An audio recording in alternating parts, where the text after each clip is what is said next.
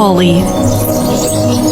A long time ago, there once lived a widow who had 2 daughters. One was pretty, humble, and hardworking, named Julia, and the other was ugly, vain, and lazy, named Jade.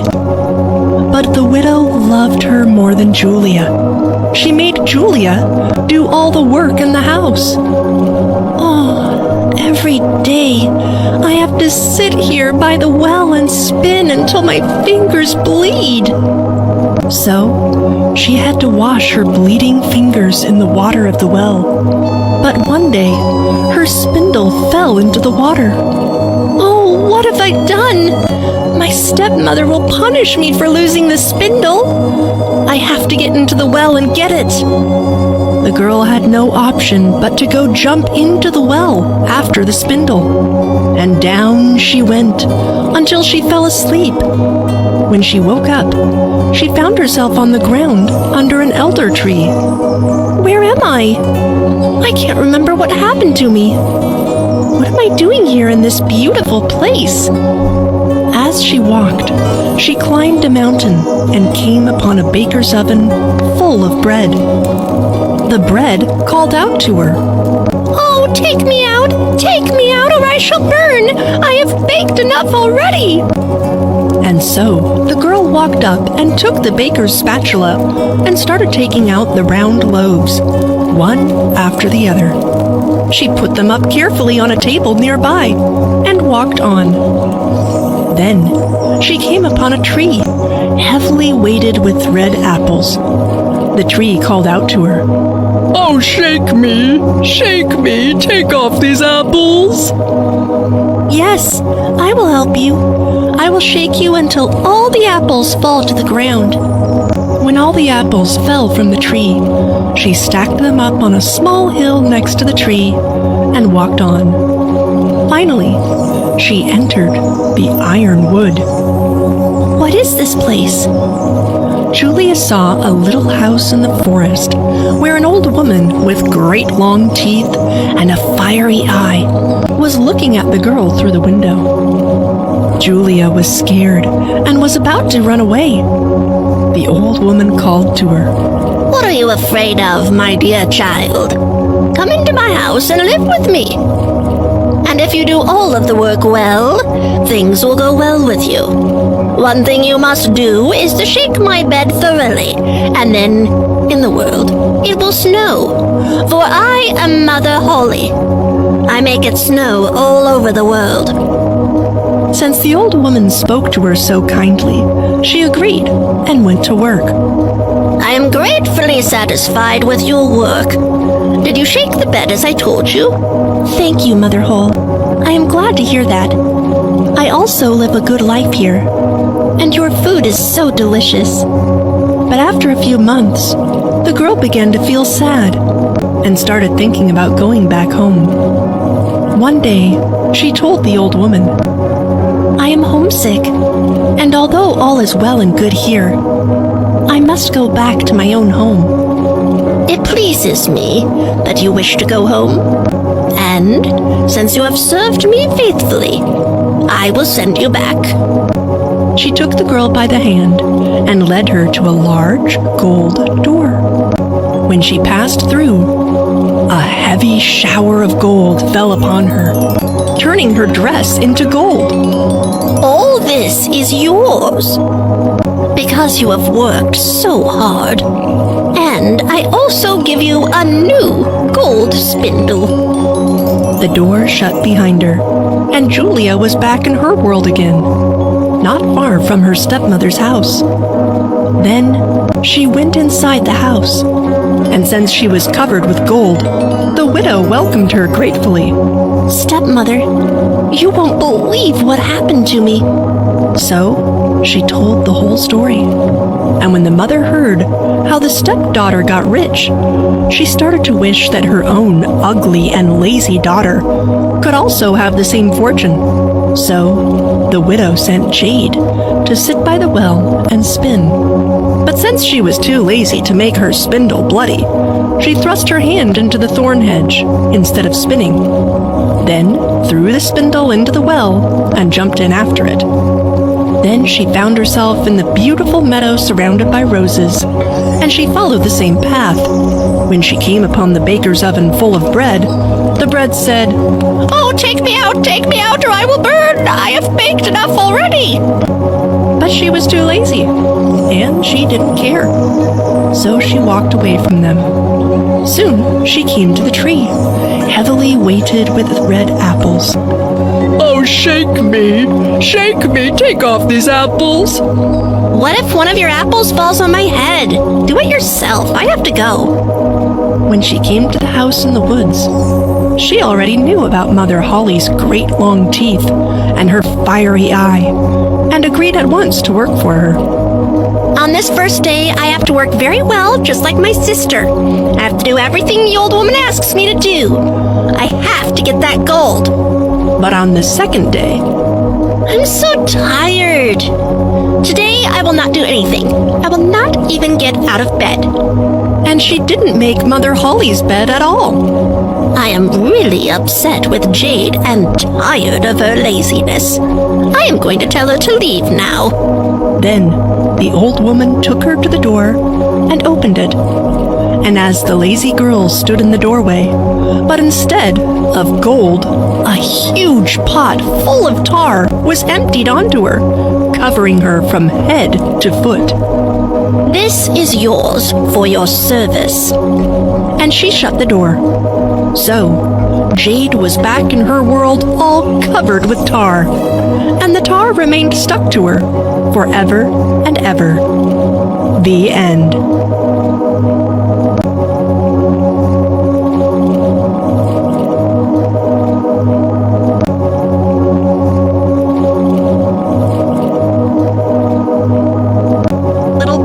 And his friend. This story begins in the kingdom of Feroznagar. The king and queen of Feroznagar decide to go out for a carriage ride, leaving their 12-year-old son, Angad Kumar, back at the palace. Suddenly, the horse slips, and the king and queen fall off the carriage, and unfortunately pass away. The young prince Angad has to now bear the responsibility of ruling over the kingdom by himself. There is one minister who is not happy about this situation. Now that the king and queen are no more, the prince is burdened by this huge responsibility. The throne of Prince Angad is nothing but a cover-up. I will actually be the one who will be in charge. I can levy a heavy tax on the citizens of this kingdom and make my own profits. The chief minister calls a meeting of the other ministers. Prince Angad is crowned the ruler of the kingdom in a ceremony attended by the public. The citizens are happy with this decision. Long live King Angad! Long live King Angad! Hear, hear, Chief of Security. Gather all the other members of the court. Yes, Chief Minister, you asked us to come. Yes, I did. King Angad is too young to take on any important decisions of his own. Whatever decisions I take will now be considered important and final. That too, without any opposition from anyone else. If you protest, I have the authority to sentence you to death as well. The other ministers had no choice but to nod their heads and agree. Now, the chief minister summoned King Angad's nanny and caretaker. Yes, Chief Minister, what is your command? You have to take special care of King Angad. Make sure he never has any dearth of anything. Also, he should attend the court sessions as little as possible. The nanny used to take good care of King Angad. She had a 15-year-old son called Vija, who would accompany her at all times. Vija was a good playmate for King Angad. Her son Vija was very sharp and equally caring when it came to King Angad's needs. How do you manage to be so skilled at fencing? Have you been taught by a professional? No, my king. I have not been taught by anyone. I have taught myself from observing the guards. Will you teach me as well? Yes, why not? I will teach you everything. Slowly and patiently, Vija taught King Angad everything he knew. Their friendship strengthened over time. The chief minister, on the other hand, used the guise of King Angad's orders to make an announcement. Hear one, hear all, people of the kingdom. King Ungud has ordered you to pay this year's taxes in advance. How can King Ungud pass such an order? Our kingdom has been reeling under a drought for 2 years. We don't have any trade. How will we pay taxes now? I have merely conveyed King Ungud's orders. Those who do not fulfill it will be sentenced to death. People start discussing this issue with each other. Our former king was so understanding and benevolent. After his death and King Ungud's crowning, our woes have multiplied rapidly. Yes, but how is this ever going to work? We need to discuss this with King Ungud. Meanwhile, in the palace, King Ungud and Vija are busy with their sporting activity. Vija takes a break and reaches the royal courthouse. He observes the chief minister hitting a local with a stick. He overhears the chief minister talking. You thought you could come here and meet King Ungud and expose my plans? Are you not aware that he is king just for show? I'm going to be the real ruler of this kingdom. Only me. The chief minister then gives a command. Take him away and lock him up. Vija overhears everything, and he goes and repeats everything to his mother.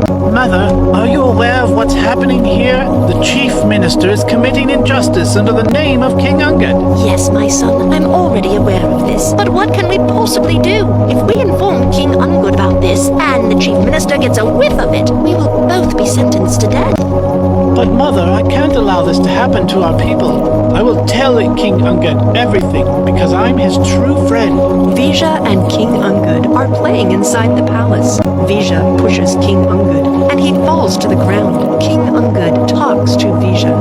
Vija, my dear friend, why did you do that? Why did you push me? See, I've hurt myself now. I didn't do anything.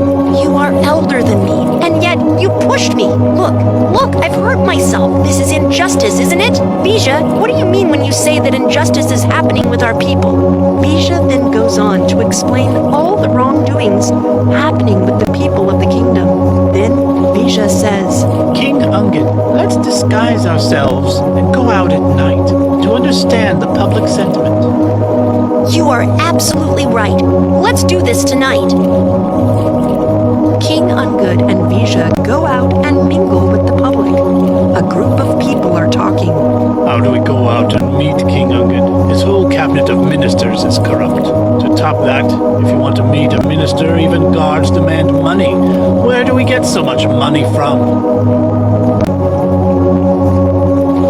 King Ungud and Vija start talking to the group of people. I am King Ungud. Tell me your problems, please. I have come here under disguise only to understand your problems. All the people talk to King Ungud about their individual problems. King Ungud is shocked after listening to the revelations.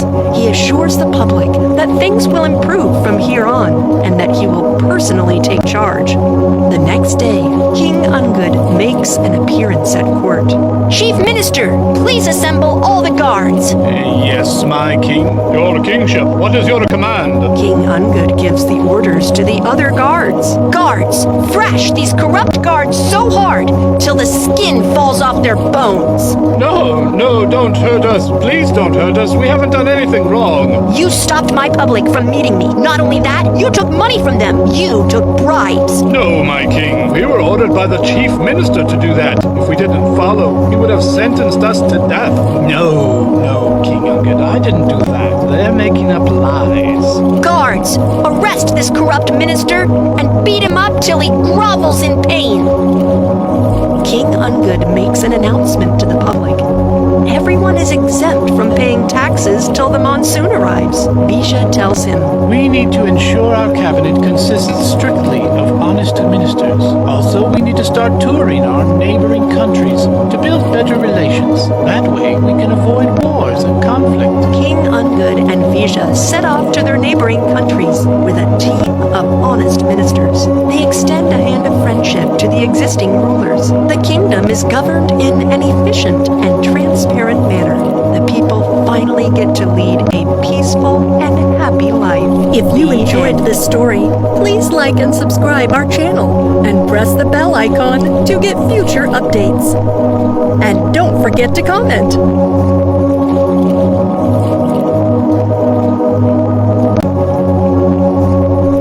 Mangita and Lorena. Once upon a time, in the lake town of Montreal, there lived a fisherman with his 2 daughters, Mangita and Lorena.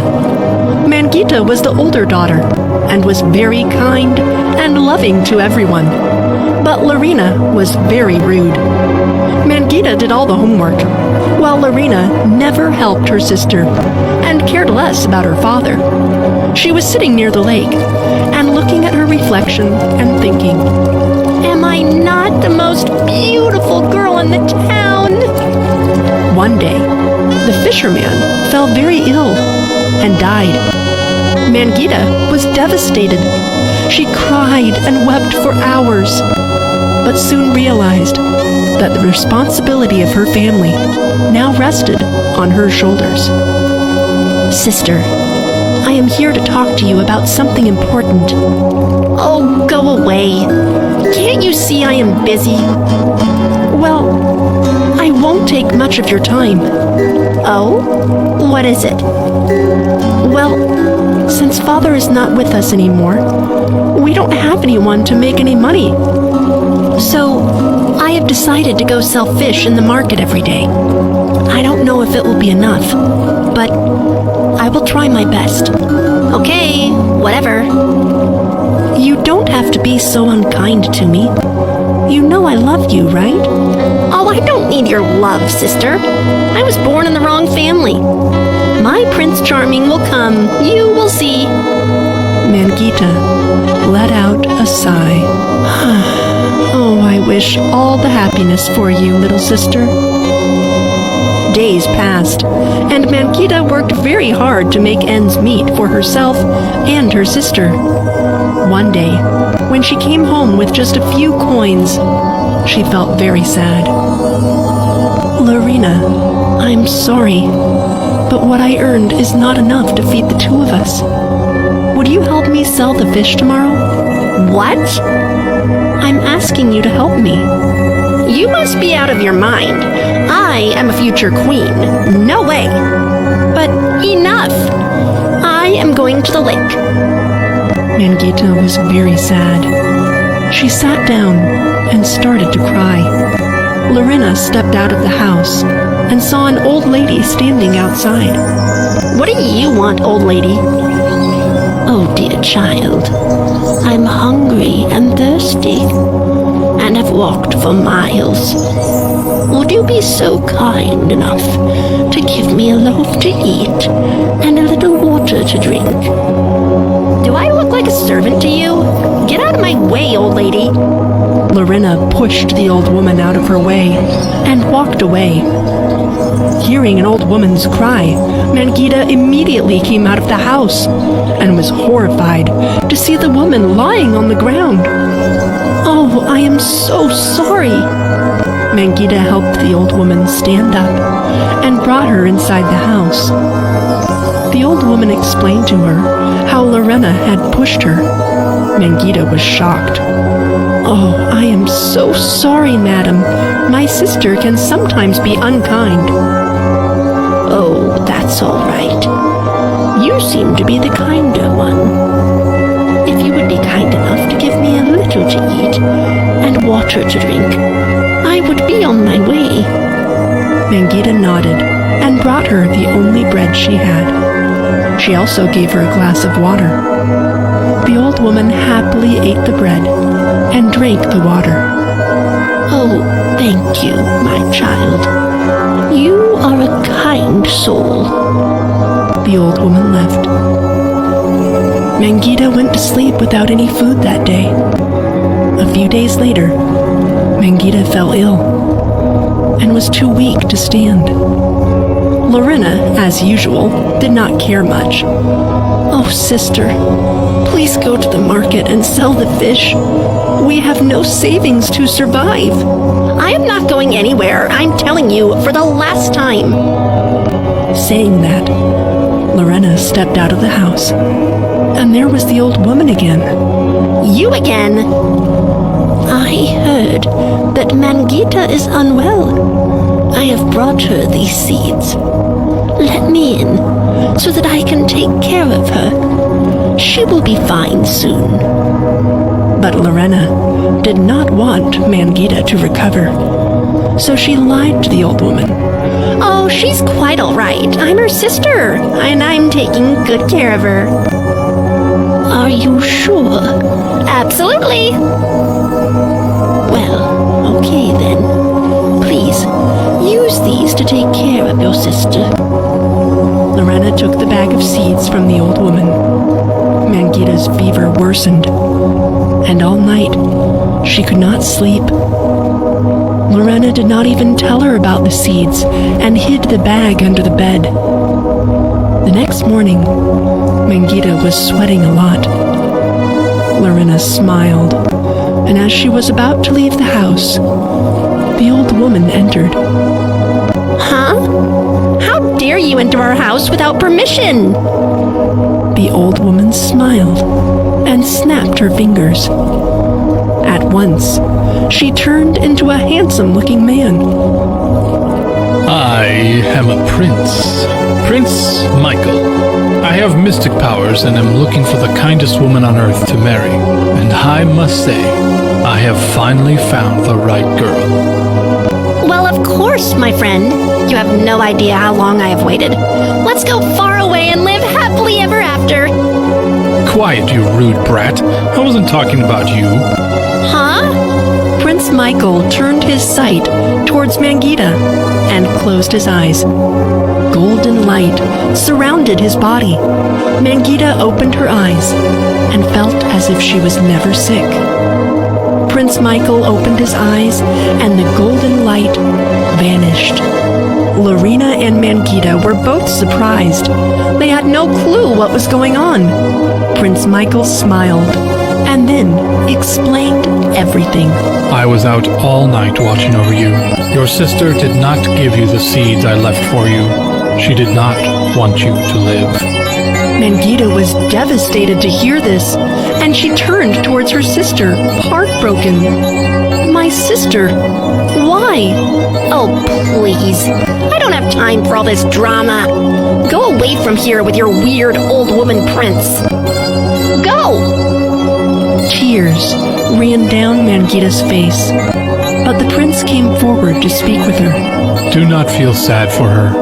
She does not deserve your love and kindness. Some people choose to keep bitterness in their hearts, and they'll never change. My sister will change one day. I know it. The prince proposed to Mangita, and she said yes. Prince Michael snapped his fingers, and the two vanished without a trace. In a grand wedding, Mangita and the prince got married, and the two lived a happy and content life. The end. A regretful princess. A long time ago, on a stormy day in the palace of Maharaja of Maharashtra, a little princess called Garima was born. To express their unbridled happiness, the king and queen distributed gold, silver, gems, and pearls to the people in their kingdom. Time passed by, and Garima turned 6 years old. One day, she made a strange demand to her mother. Mother, I want you to bring me the moon and stars. Oh, my dear Garima, have you lost your mind? How is it possible for anyone to pluck the stars from the sky? The king came out of his room just then. Don't you fret, my darling. You want the stars? I'll send my minister right now to get them for you. At the king's command, the minister goes and fetches some paper stars. After receiving them, Princess Garima is thrilled beyond measure. Thank you, Father. You are the best. You never let me down. My king, your pampering has spoiled her. God knows how she will turn out to be in the future. That's not the case. The older she grows, the more mature she will turn out to be. Finally, the day arrived when the princess turned 16, and yet there was no noticeable change in her attitude or habits. She continued to lash out at the maids and insult them. She treated them as if they were inhuman. One day, a maid came to Garima's room with a bowl of Kir, a milky dessert. Long live the princess! The queen has sent this cure for you. She has asked you to consume it while it is still warm. All right, put it down and leave. I'll eat it in a while. Forgive my insolence, but the queen has specifically asked you to eat it now. Garima gets offended and throws the Kir straight at the maid's face. Who on earth are you to tell me what to do? Get out of here. On hearing the loud commotion, the king and queen enter Garima's room and understand the scenario.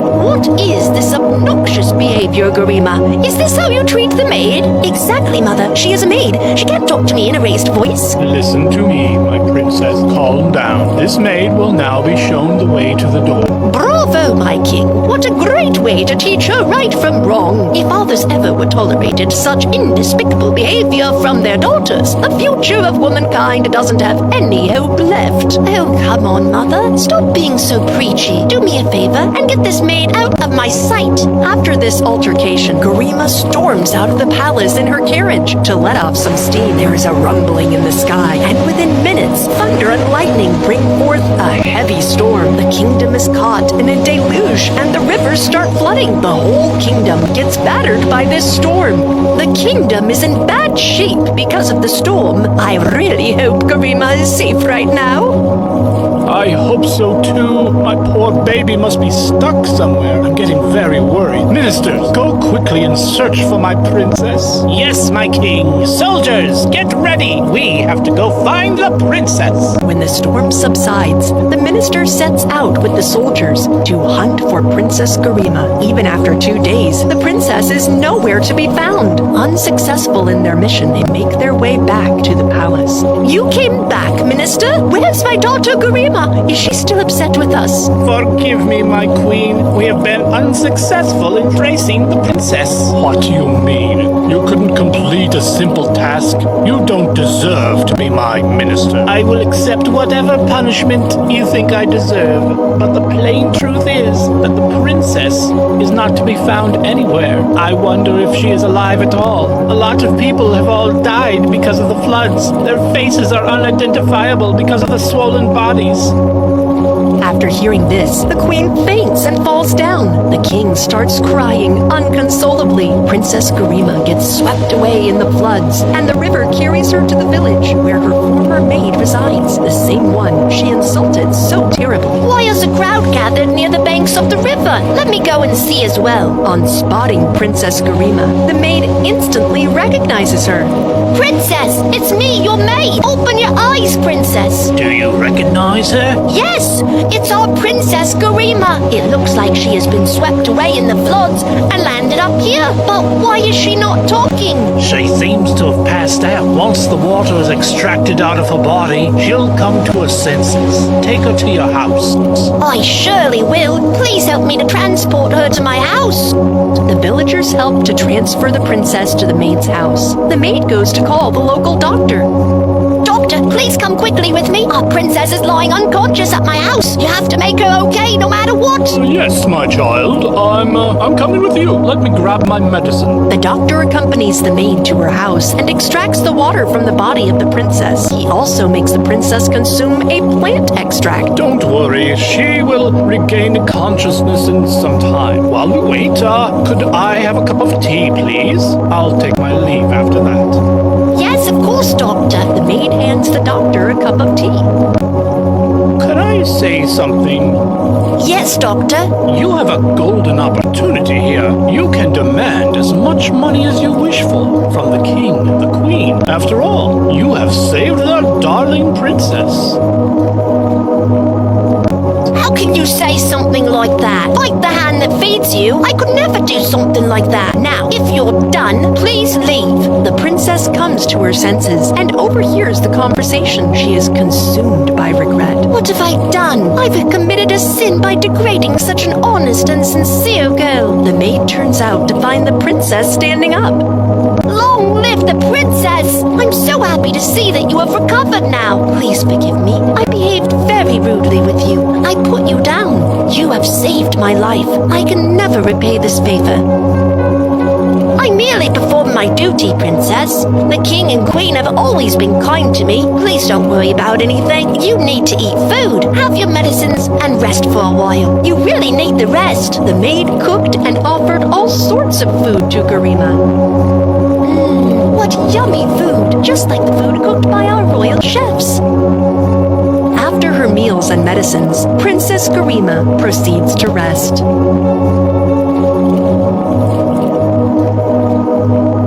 The following day, the maid's neighbor visits her house. I saw you at the jeweler shop yesterday. Buying some jewelry, are we? How can I afford any jewelry? After I was fired from the royal palace, I have not been able to source even 2 meals in a day. Maybe my eyes were playing tricks on me. Not really. I did go to the jeweler's shop, but not to buy any jewelry. I had gone to sell my earrings. But what dire need made you sell them? Actually, I needed the money to buy food for the princess. She's not used to regular boring foods like us. I decided to offer her a variety of dishes. Oh, so that's what it is. Princess Garima overheard this conversation as well. Meanwhile, the king and queen arrive at the maid's house, accompanied by the doctor. You have invited death by kidnapping our princess. Where are you hiding? Show your face. The maid and the princess come outside on hearing the king's voice. Father, you are here. We are ecstatic to see you alive. Thank God the maid has not harmed you in any way. My queen, how can I ever harm our own princess? Be quiet. If the doctor hadn't given us this news in exchange for a reward, we wouldn't have had a clue about the whereabouts of our only child. Calm down, father. The doctor is greedy and not worthy of the praise you've been showering on him. In spite of tempting her, this honest maid did not waver. Not only that, she sold her own jewelry to arrange food for me. Is that the truth, my child? Yes, it is the truth. The only one guilty is this daughter. Today, I am truly regretful that I was born a princess. I should have been born in a hut. This is where real moral values exist, among the poor, not in a palace. Forgive me, my child. We are the real ones to blame. Soldiers, arrest the doctor and throw him into the dungeon. I ask for your mercy, my king. I was blinded by greed. Mercy! The doctor gets arrested. Mother, father, the maid will no longer live here in this hut. She will live in the palace with us, just like a family member. As you wish, my dear daughter. It will allow us to express our repentance as well. The 4 of them lived happily in the palace for a long time to come. The end. The Dragon Slayer.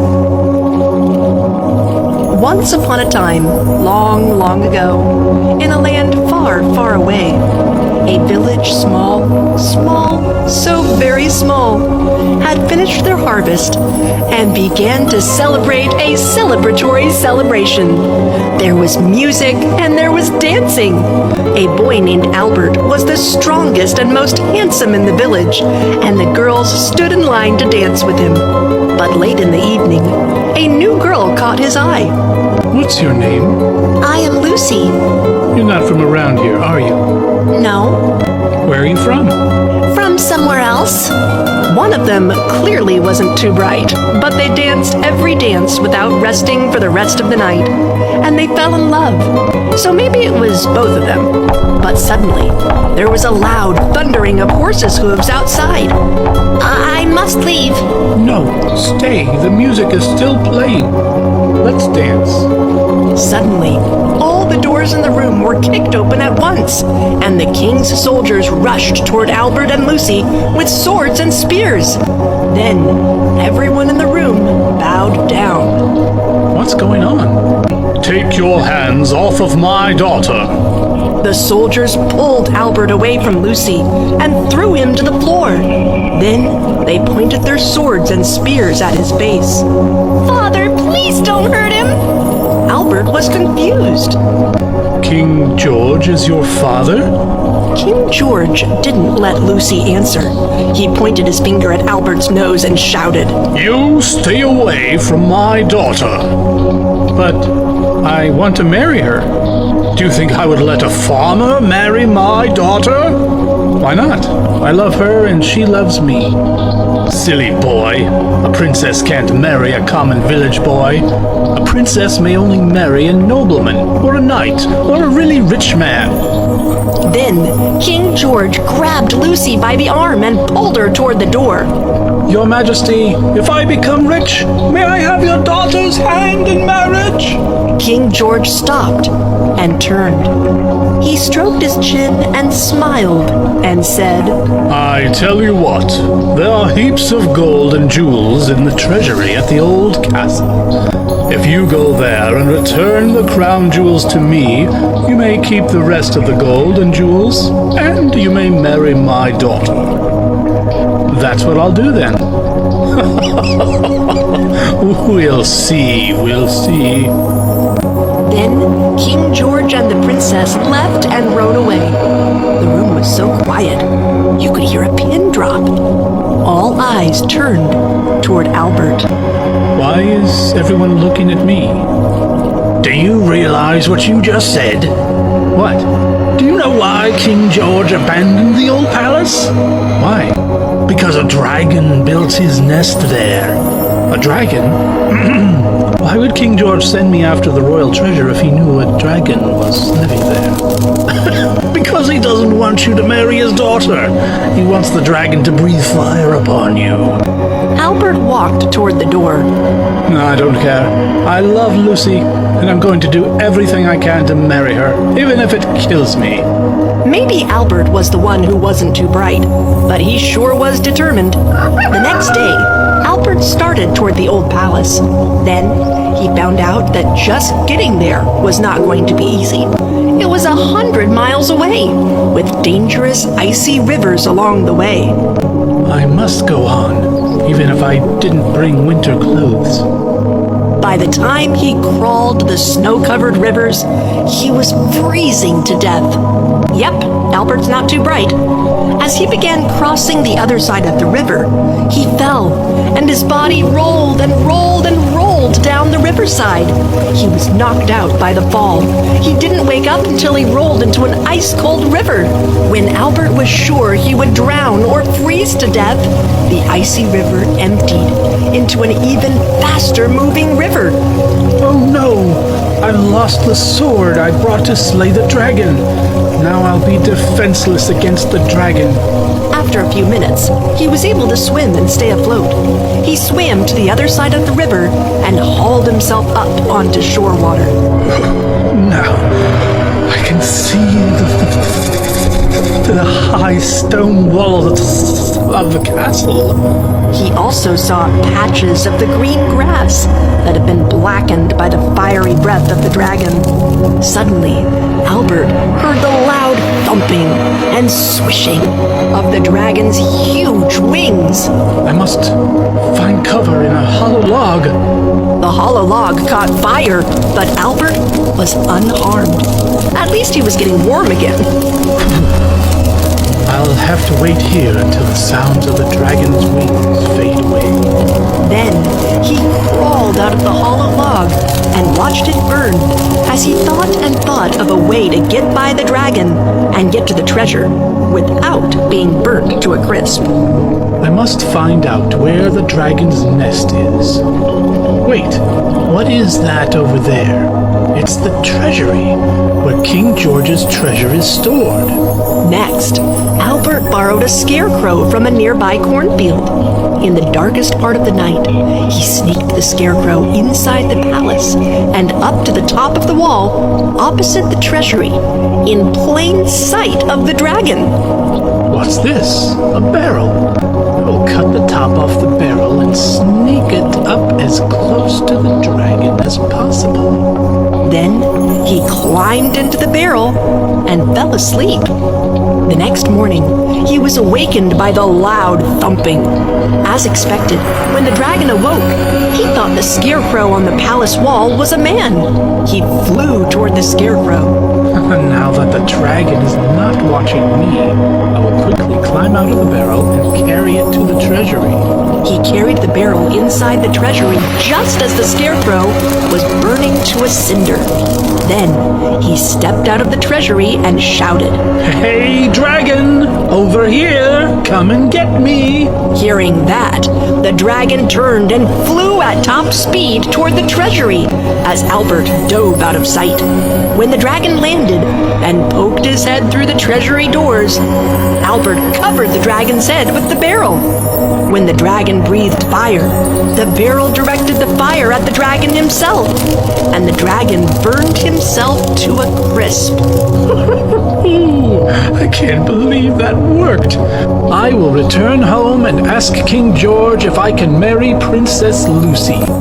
He reached the King George's courtroom and signaled his servants to bring in a wooden treasure box. Albert showed the crown jewels to the king. I slew the dragon, and now I'm a very rich man. At that moment, Princess Lucy entered the room and hugged Albert. Thank you for what you did for me. So even though he wasn't too bright, Albert got to marry the girl he loved, and he got a load of treasure and the old castle too. And they all lived happily ever after. The end. The Magic Porridge Pot.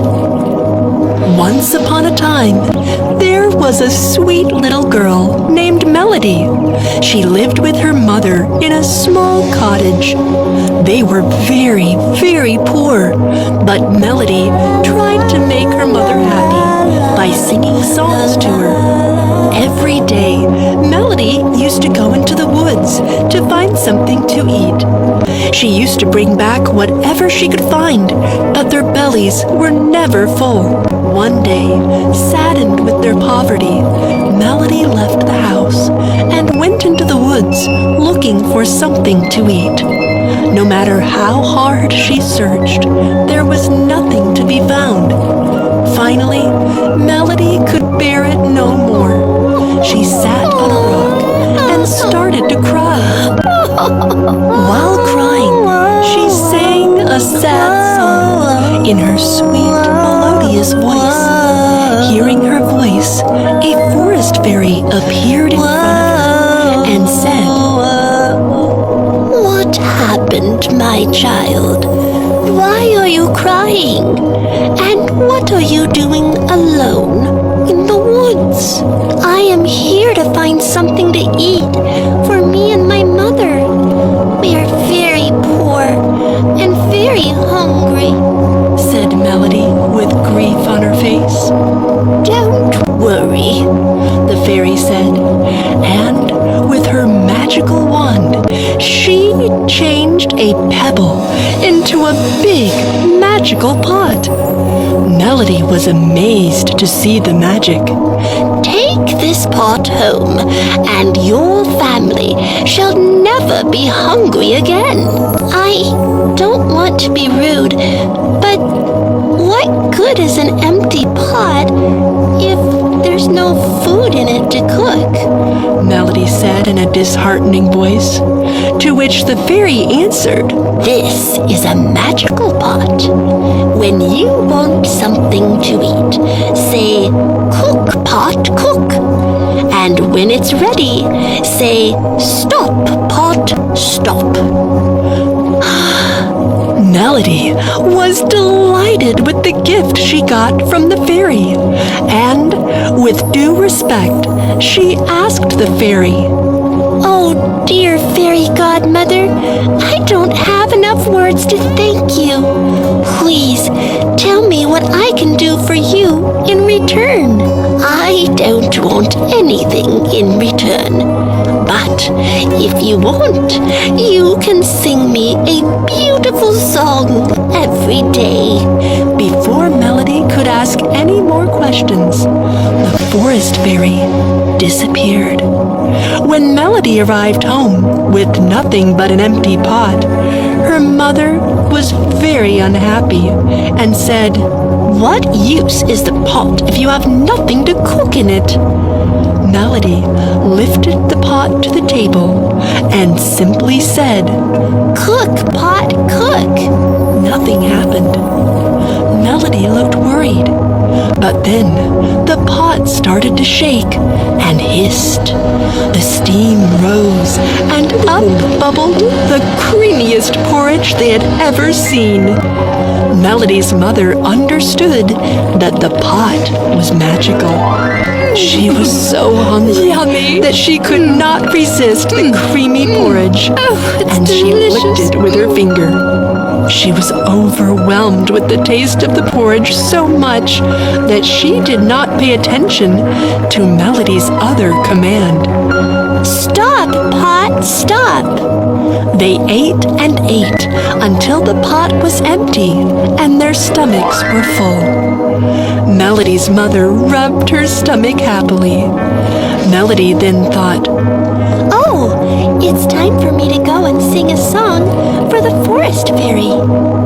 so she left the house and went into the woods again. Here at home, her mother was so happy that they would never have to worry about the food again. She collected all the old pots in which she used to cook and threw them away to make space for the new one. Or not. She polished and patted the new pot. All this hard work made her hungry again. Cook, pot, cook, she commanded, and presto! From inside the pot, more delicious porridge bubbled up. Not even bothering to get the bowl, she ate directly from the pot. Delicious! But as quickly as she ate, the pot kept filling up until it was set to bubble up right over the edge. Oh dear, how did Melody make the pot stop? Enough, pot, enough! But the pot bubbled on. It's plenty, pot, it's plenty! The porridge steamed over the edge onto the table. Really? That will do! The porridge pours over the floor. Melody's mother starts to panic. Cease! Finish! No more! She commanded. Soon, she realized that she had made a great mistake and ran away. The porridge poured out from the doors and windows onto the streets, bubbling and forming a great wave, and rolled through the village. People gathered up on their rooftops and started to call for help. Melody heard the villagers calling out in distress. She raced down the woods towards the village. She took a wooden plank and a stick and rode towards her house. When she reached just outside her house, she shouted, Stop, pot, stop! and that is just what the pot did.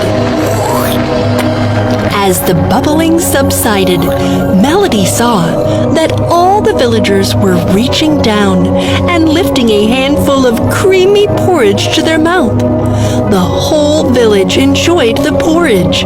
They ate and ate and ate the whole winter long, and no one in the village was hungry ever again. The end. The Almighty's conditions. Thousands of years ago, a mighty god lived among all the living creatures. He had not yet created humans. The rabbit was the most talented creature at that time. One day, Rabbit visited the god at his palace, which is also in the jungle. It is a pleasure having you in my palace.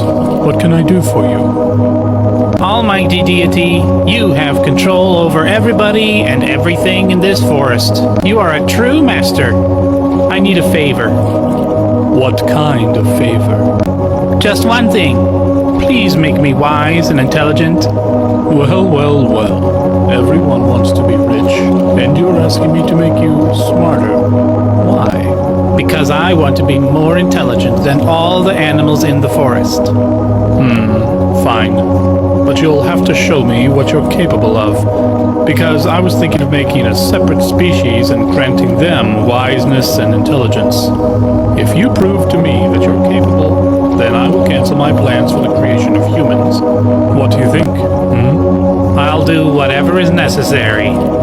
If you can get me 5 blue birds, 5 white butterflies, a bee as big as you, then I'll see what I can do for you. I'll get them.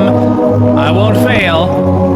In the forest, Rabbit enters looking tired. He sits on the floor beside a pond. All kinds of animals enter and start drinking water from the pond. Then they leave. 5 bluebirds enter and drink water from the pond. Then they start playing and jumping.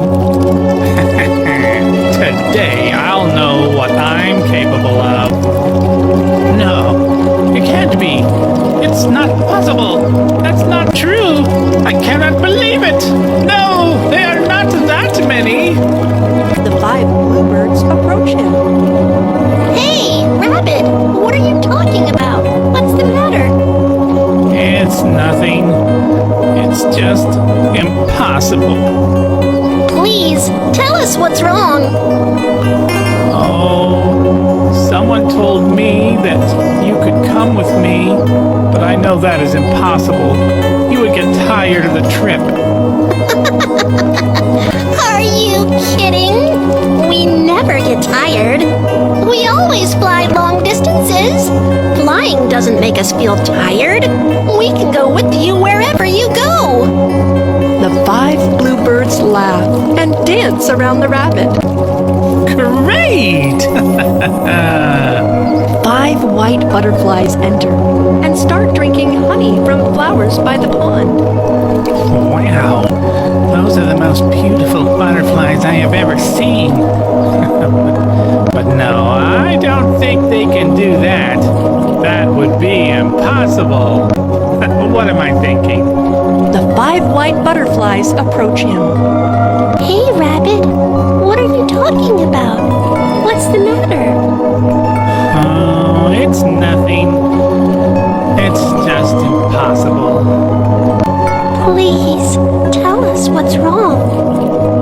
Well, someone told me that you could come with me, but I know that's just impossible. You would get tired of the trip. Are you kidding? You're not serious, right? We never get tired. We always fly long distances. Flying doesn't make us feel tired. We can go with you wherever you go. The 5 white butterflies laugh and dance around the rabbit. Great! A big bee enters and drinks honey from a flower. What a beautiful bee. But no, I don't think she can do it. That would be impossible. I must be crazy. The bee approaches him. Hey, Rabbit, what are you talking about? What's the matter?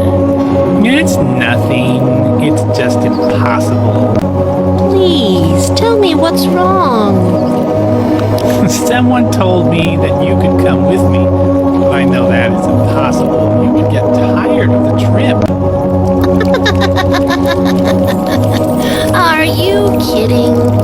No, you couldn't. I never get tired. I always travel long distances. Perfect. Let's go, everybody. Yeah. Hey, wait. You haven't told us where we're going. That's a big surprise. Is it good or bad? Oh, good, of course. Come on, before it gets dark. At the god's palace, the rabbit, 5 bluebirds, 5 white butterflies, and a huge bee stand before the god. I was waiting for you. The god was looking at the 5 birds, 5 butterflies,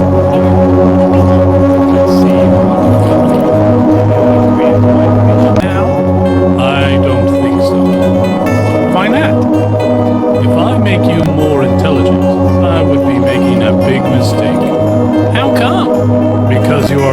already very intelligent. Then, am I more intelligent than the other animals in the forest? You've probably been smart, but you did not know. What is your wish? They all start talking at the same time. Rabbit leaves the palace, walking out triumphantly. The end. The Goose Girl. Once upon a time, there was an old queen who had a beautiful daughter. And when the princess grew up, she was betrothed to a prince who lived in a far, far away kingdom. Mother, do I have to do this? Yes, my dear daughter. I gave the prince my word that you would marry him. But I want to stay here with you. I am old, and I will soon be gone. I want you to have a husband who will protect you. I don't want to leave you, Mother. But if you say so, I will go. I don't want you to go alone, so my maidservant, Aisha, is going with you. Is your horse ready? Yes, Mother. We are both ready to go now. Remember that Aisha is loyal to me, and I'm sure that she will tell me everything that happens to you. Yes, I know, Mother. Don't worry. The queen and her daughter went outside of the palace, where the maid and the horses were waiting. Let's go, Aisha. As you wish, princess. Goodbye, then. But what the queen did not know was that Aisha was angry inside, and jealous, and greedy. She wanted to be a princess, and didn't like the queen's daughter at all. The princess and the maid mounted their horses and left the palace. After many hours of traveling, the princess was thirsty and said to her maid, "Please, Aisha, bring me some water from the stream." Get it yourself if you're thirsty. Just lie down at the river and drink from it. The princess was humble. She got off her horse, bent down over the water in the stream, and drank and mounted her horse again. Then the maid said, From now on, I give the orders and you must obey me. Now, take off your dress and give it to me, and you will wear mine. I am now the princess. Promise me that you will not tell anybody about this, or you will regret it. "I promise." So the maid wore the princess's dress and mounted the princess's horse. The horse seemed to sense that he should be carrying the real princess and didn't quite obey Aisha's orders. But eventually, the two women arrived at the royal palace, where the prince came out to meet them. Welcome to my palace, dear princess. Who is the girl? She's my maidservant. She's traveled with me from my kingdom, but I don't like her. Perhaps we can put her to work in your kingdom. She's of no use to me now. Well, I have a little boy named Conrad who takes care of the geese. I guess she can help him. Oh, and by the way, please kill my horse. What? Why? Seems like such a nice horse. I almost died on the road because of him. Aisha knew that the princess's horse was actually a magical speaking horse, and that he might tell someone that she was not the princess. I can't kill your horse, but if you wish, I will put him in lockup. Thank you. Nay. And the horse was locked in a place where nobody could see him again. The next day, Aisha went to see the princess. You'll never see your horse again. "Why are you doing this to me?" Keep working, or I'll tell the prince to get rid of you, too. The maid left, and the princess started crying. Suddenly, an old stableman approached her and said, Don't worry. I know where your horse is. I will take you to where they keep him. "Oh, thank you, good man." There, Conrad was hiding behind a bush and listened to the whole conversation, and he thought, This sounds interesting. I will also be here. Maybe, just maybe the king will know about this too. Stableman took the princess to see the horse. Conrad was hiding behind them. Here we are. Now, you'll have to be careful. I will. The old man left, and the princess went inside the palace where the horse was. Conrad followed her. As soon as she saw the horse, she said, "Oh, my poor horsey, what have they done to you?" Well, my princess, you are also suffering. If only your mother knew. Her heart would break. Conrad was astonished when he saw that the horse could speak. Oh my, am I crazy? The horse can talk? I must tell the prince, but will he believe me? I don't know. I've got to go think about this. While he was thinking about this, the princess left. The next morning, everything was normal as usual. The princess started combing her hair, which was like pure gold. Conrad wanted to pluck out a few hairs. "Conrad, stop bothering me. Leave my hair alone." But your hair is so lovely. Do you want me to braid your hair? "No, stop it, Conrad. But I want some of your hair. Leave me alone," the princess yelled. And then she spoke to the wind. "Blow, blow, gentle wind, I say. Blow Conrad's little hat away, and make him chase it here and there until I have braided all my hair." And there came such a violent wind that it blew Conrad's hat far away across country, and he was forced to run after it. When he came back, she had finished combing her hair. Conrad was angry, and he left and went straight to see the prince. Your Majesty, I don't want to be near that girl again. I'm scared. She is just an innocent girl. How can you be so afraid of her? No, Your Majesty, I think she's a witch. A very bad witch. A witch? You should have told me that in the first place. Come on, tell me everything. Well, see, Your Majesty, the other day I overheard. Conrad told the king everything he knew about the princess and her horse, and about the way the wind blew his hat. Go home now, Conrad. I will take care of everything. The next day, the prince hid near the place where Horsey was, and he waited until the princess came to see the horse. "Good morning, my dear Horsey." Good morning, my dear princess. If only your mother knew what you're going through, her heart would break. The prince heard the conversation, but he also saw how Conrad bothered the princess, and how the wind blew his hat. Then, without being seen, he went away. Next day, he asked to talk to the girl in the servant clothes, who was the real princess, "My Majesty. Do you want to talk with me?" Yes, please tell me. Is there something bothering you? I mean, I've been watching you, and I know that there's something wrong. You can trust me. Princess wept bitterly. Then she emptied her whole heart. She told everything. The prince listened carefully and said, My dear child, I knew there was something wrong with that woman. Your maid, Aisha, deserves to be punished. She will be locked away in jail forever, and I will marry you. "Oh, king, thank you. But what about my horsey?" Don't worry about him. He will be free. The next day, the wedding was celebrated at the palace. There was a great feast, and the royal couple lived happily ever after. Forever. The end. The Magical Bottle. Abu was a fisherman. He lived near the beach and had been fishing for as long as he could remember. When he was young, he would stay at sea all night. In the morning, he would return with a big catch of fresh fish, which he would sell at the local market. And now, Abu was almost 80 years old, and too old to go out to sea in his boat. So instead, he would throw his net out from the shore 4 times a day.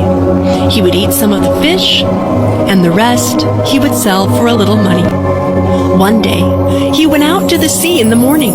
He threw his net over the water. After some time, he could feel something heavy trapped in the net. He pulled and pulled and pulled, and it took all his strength to get his net up onto the shore, and found a dead donkey tangled in the net. Oh no! He cried. All this effort for a dead donkey? What will I do? What can I eat? So he thought about old King Solomon, an ancient king who was known for his wisdom. And then the old man once more cast his net into the water, and soon he could tell he had caught something. This time the net was even heavier. With all his strength again, Abu slowly pulled up the net to shore, and inside was a barrel full of sand.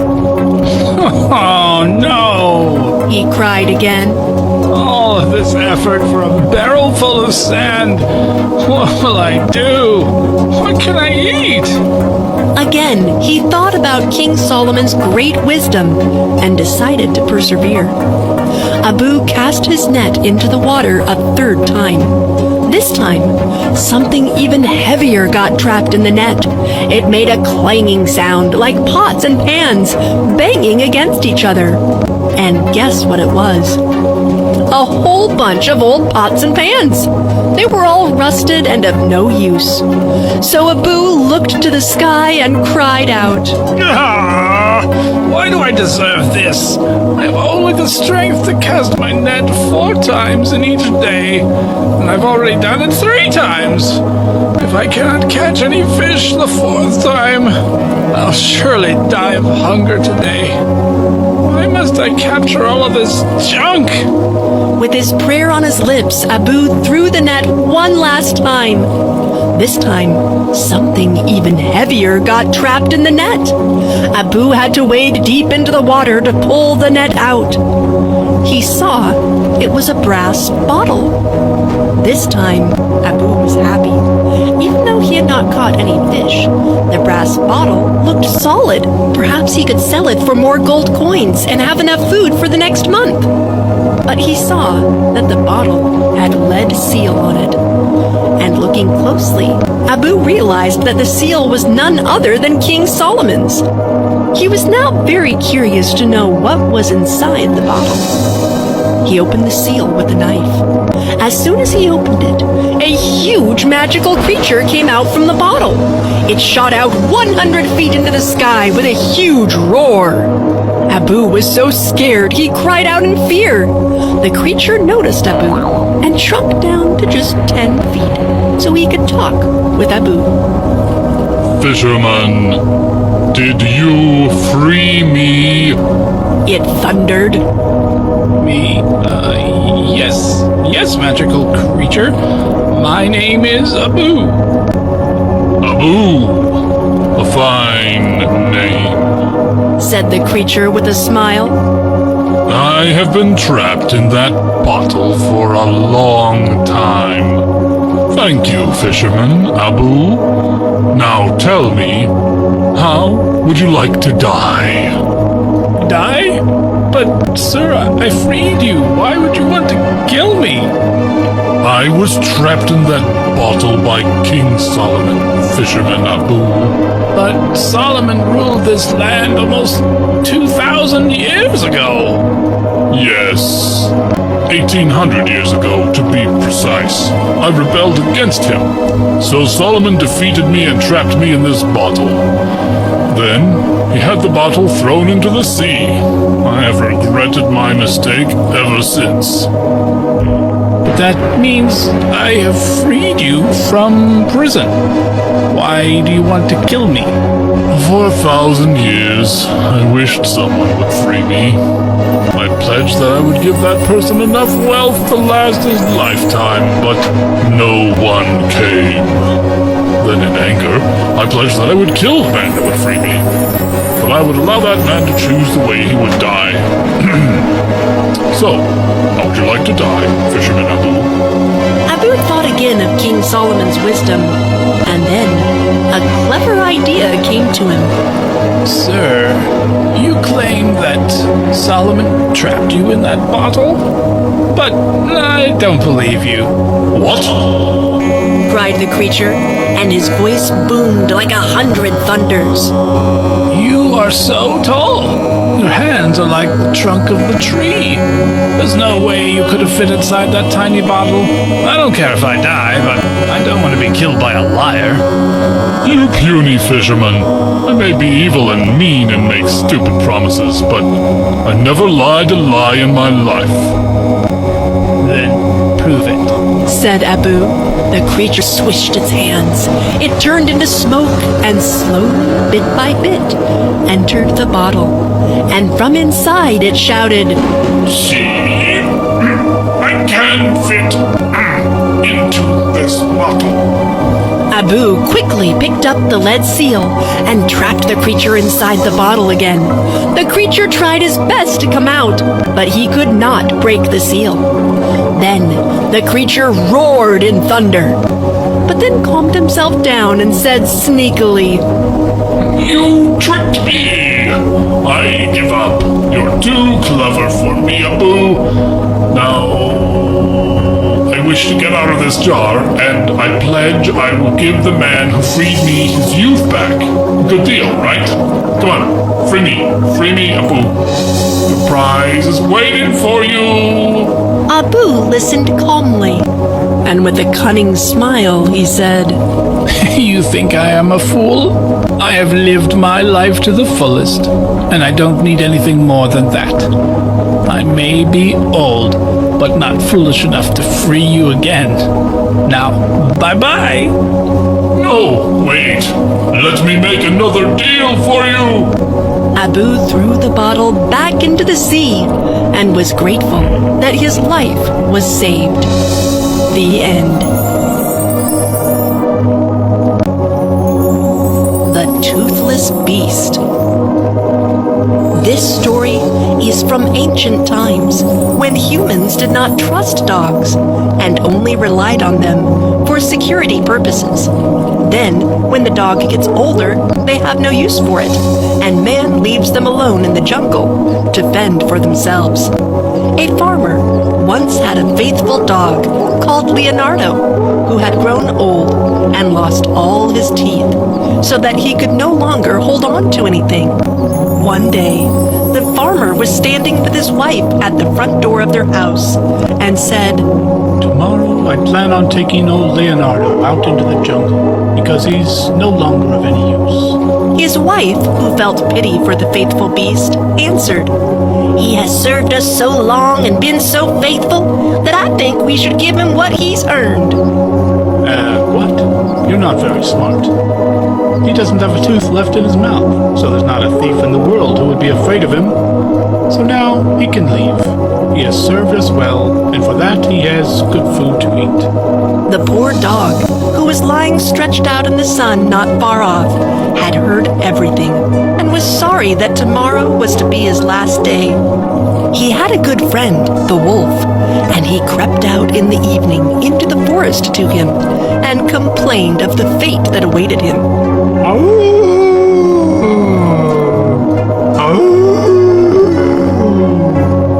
Said the wolf, Be of good cheer.